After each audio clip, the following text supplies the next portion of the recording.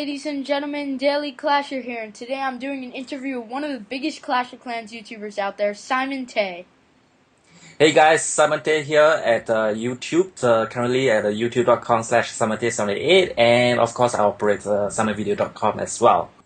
Okay, so let's get straight into the interview. Simon, I know that you have a humongous YouTube channel. What was the inspiration behind making it? Well, basically, initially, the YouTube channel is actually a hobby of mine. Actually, I create simonvideo.com to review application on iOS, Apple's devices. So, as the time goes on, I actually review games and applications, and I come across Clash of Clans as a very interesting strategic game. What happens is, I realize there's a lot of attention that is actually shown to this particular review on Clash of Clans, and I realize there's a very interesting game itself, and it's actually quite tough, and suddenly I realized I know a way to actually solve some of the strategies on how to defend and attack, and I just want to share my strategies in a way to actually play the game much better.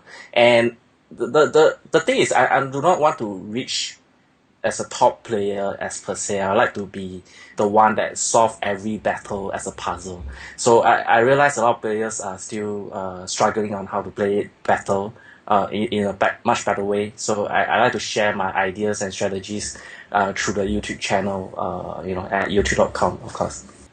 Now that we know your inspiration behind your YouTube channel, Simon, let's move on to gameplay. I know that you own two clans, Simon Video and simonvideo.com. What are your thoughts on the clan system at the moment? Currently, the clan system is slightly inadequate in terms of the elder system. Previously, I've complained in a lot of my live videos that the elder system is a little bit flawed. I hope the developer will be able to make some amendments to the elder system, because currently I faced like twice the elders promoted some strangers because the stranger actually begged for eldership. Right? What happened is the new elders actually kick off half the clan before I can in and kick him off, and I have to kick off the elders to become members first before I can kick off the members. So it's a like 1 second delay. I lost like 5 members. Wow. Yeah, so I hope there's a slight change to that, so that the elders do not have such power. Maybe just like the posting of the message to all the members to have a timer, to have a 24 hours or 12 hours countdown before they can kick the second members. Or maybe but for leaders, the kicking should be approved by the leader of the clan. Can be done as well, but sometimes leaders may not be there forever. So maybe instant messaging to the leaders as a pop-up message will be nice. Do you think there should be new ranks implemented to cover this? Maybe a sub-elder, maybe a junior, or I'm not quite sure, but maybe someone to approve people to come into the invite-only clans. That will be so much easier for the elders to manage. So the elders can promote someone, a normal member, to maybe a sub-elder, to only approve people to come in because they meet the requirement, so that the leaders do not have to keep promoting elders who have so much power. Yeah. Yeah. Well, that's a good idea. I think it's been suggested quite a few times on the forums as well. I believe the developer knows about that, and maybe they are still thinking about if the leaders are totally gone or not playing, will the elder be able to run the clan without the leader? So maybe this is one thing that they have to consider. Maybe once the leader are away for a period of time, they can revote someone as a leader for maybe a year or maybe some sort, so that the clan can continue running. But I'm not quite sure how a clan can run without a leader. So maybe it's just a consideration. Yeah. Okay, so moving on and talking more about gameplay. I know that you're level 90 Town Hall 8. Have you spent any money for gems in this game, and if so, around how much and why? Currently I spend about 5 USD for the this builder's hut, the fourth builder's hut. And the rest of the gems I've actually earned through cutting down the trees and achievements. And basically, I believe if you want to save on real cash, that's the only thing you can do. Get more achievement, cut down trees. Yeah. And the reason why I do that is I want to challenge myself to, you know, play this game as as little help on the real cash as possible, so that I can actually win through strategy. That is supposed to be the fun part of the game, not to skip through all the tough part of the game. Unlike Godson's $3,000 spending on getting his Barbarian King to level 30. Who? What? Who actually does that? It's Godson Uh, CoC, another Clash of Clans YouTuber. that's a whole lot of money.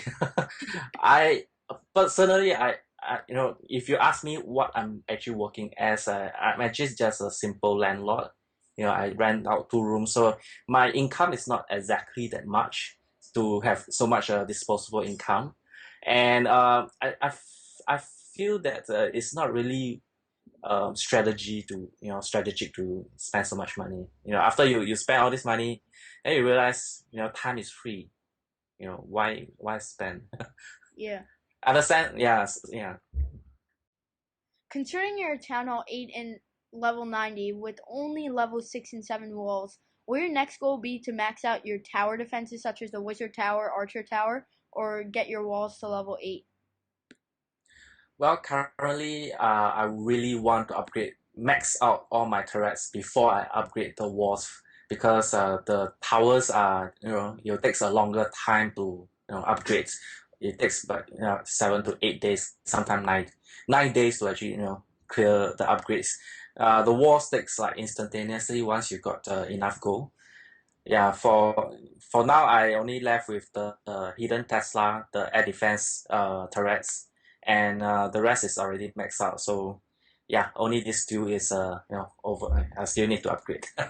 Well, that's good. At least you know your plan, like your strategy to keep moving forward. Yeah, Do you think that's that the you know. do you think you're gonna reach level 100 at level Town Hall 8? Basically, the levels to me is insignificant. It's only to unlock the what do you call it, the decoration. Since the decoration is no longer strategic in the gameplay itself, so levels does not mean anything to me anymore. Yeah. Moving on, I recently got a user-based submission asking if you were still a farmer because whenever the user visited your base, your builders were always sleeping. Well, basically, I'm still a farmer.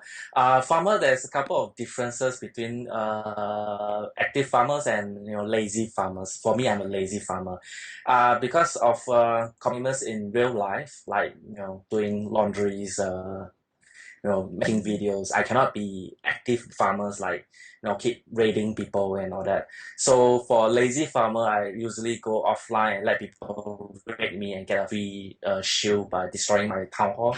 And by that, I lose a minimal amount of resource, and I still be able to save up to upgrade my towers over time. So even if I don't raid anyone, my max out the elixir collector and gold mine actually provide me quite a substantial amount of resources to upgrade as well. That's probably why you're level 90 as well. Yeah, and the level 90 also contributed by a donation to my clan members that actually give me quite a lot of experiences. Yeah. Thanks for the response. Recently, most of your videos have been dragon gameplays. Have you ever been motivated to just push and become a premature Town Hall 10 for for the level 4 dragon, or do you want to use strategy and just move up slowly?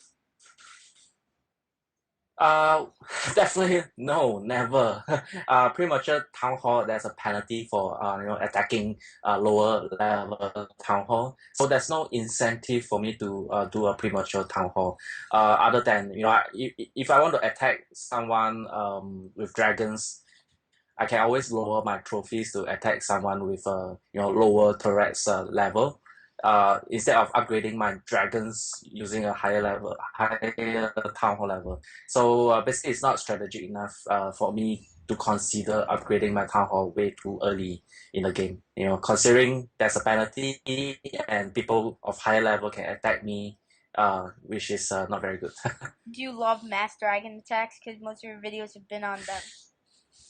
No, Mass dragon attack is not cost effective, but one dragon is the most cost effective. Maximum maybe 3 dragons. The rest is to get rid of the air defense turret. Otherwise, your dragons will die very quickly. Yeah.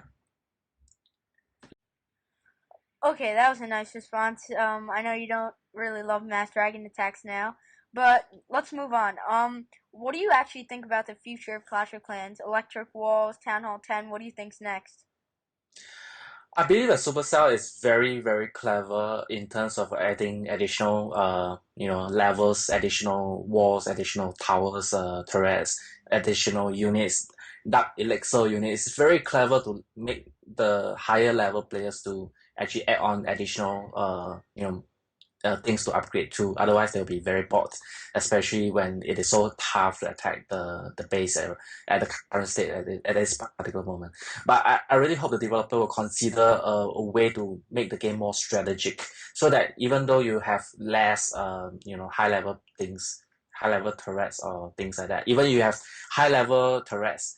The wrong position of it will still make it harder to defend. So at least make it like a real time chess game. Add on to the game so that if you are more strategic, you'll still be able to win the game, regardless if you have maxed out, everything.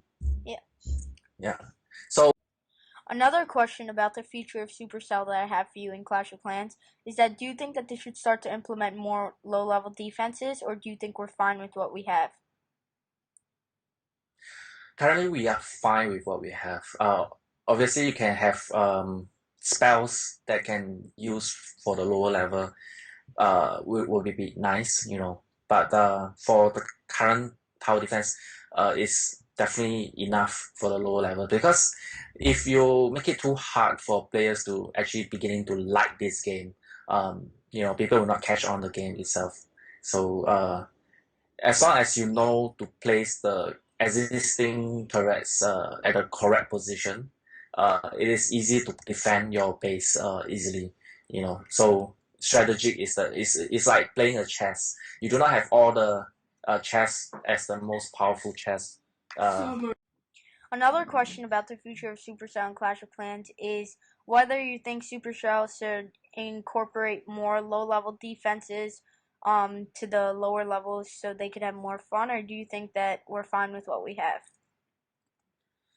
Okay, currently I find is relatively alright in the quantity of defenses for the lower levels. However, I believe those people who are Town Hall 7 and below have a tough time defending their base. But I believe that is the way that the game is designed to actually let you have fun, attacking the lower levels so that you get enough resources. Mine is quite alright for the current quantity of defenses, but maybe more walls for the lower levels to create mazing for their base will be much more interesting for the lower level to defend their base. Okay, so now that we've talked about your YouTube experience and gameplay, let's move on to the more personal side. How old are you? Currently I'm 35 years old. I do look a bit younger, so Yeah. And another question I have is what advice do you have to inspiring and upcoming Clash of Clans YouTubers? First thing is to not give up. Even though first or two videos may not gather a lot of people watching or subscribers, but do not give up. My first few videos, actually first 100 videos, I didn't even talk on the video itself. I have to solely practice on filming your gameplays and try to practice as much as possible, and do not give up. Really, it's a numbers game. The more you make, the better you are, and of course try to save up on certain equipments like microphones, softwares, and ask more questions on how to make a better videos, and eventually you'll get there. Is Yeah. your YouTube channel partnered? Yes. My YouTube channel is eventually partner at the beginning of this year. It was like 3 years, if I'm not wrong, after I actually requested to be a partners, but got rejected multiple times. So try not to get discouraged if you got rejected. But eventually, once your subscriber base or your viewership got a certain amount of numbers, you'll get the partnership. Obviously, you can get partner. Another way is you have a website with AdSense partnership. You can actually link your YouTube to AdSense. In that way, you can actually get YouTube the partnership that way as well. That's cool. Well, thanks for answering that question. You basically answered every question that I was curious about, and thank you so much for taking the time to actually get interviewed by me. It's my pleasure, and thank you very much for interviewing YouTube DailyClasher, which I believe will grow very fast. And thank you very much. And yeah, basically that's it. Hello, ladies and gentlemen, DailyClasher here with you today, and today we're going to be doing an 8-P.E.K.K.A raid, 3 rage spells, and a Barbarian King. Yes, that's right, we're going to be attacking a new base, and we're going for all 56 trophies. 436 Dark Elixir available, 77,000 Elixir, and 23,000 gold. I'm sorry, I had to record the attack log because my regular raid got deleted somehow. So, let's get going.